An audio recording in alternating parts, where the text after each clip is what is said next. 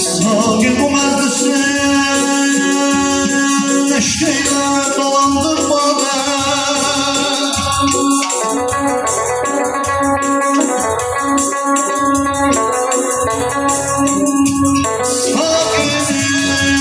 bu meclisin eşkeyle dolandırma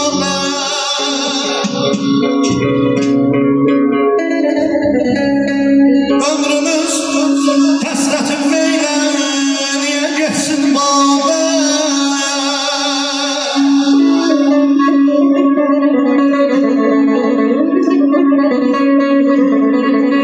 hamının sevgisi var bir arzusu var kalbinde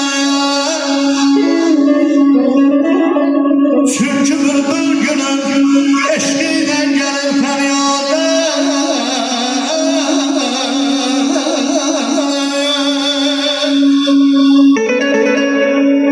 Gəzəlin məclisimiz Özgə Təravətlə bugün. Xoş gəlib, xoş buyurub, dostlar hörmətlə bugün. Gəlib hər kəs edə təbrik bu şad günü qəlbən. Cəm olub dost tanışlar belə niyyətlə bugün. İki növrəsdə cavan kama çatır dünyada.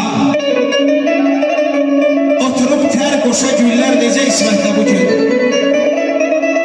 Güzel sadə cavanlar gələcək günlərinin təməli qoymalıdır birgə səadətlə bugün. Duş edək, badələri sağlığı birlikdə deyək. Süfrəmizlə bəzəlib gölməcə neymətlə bugün. Əhli məclis qulağa sövq ilə xanəndəyəsən.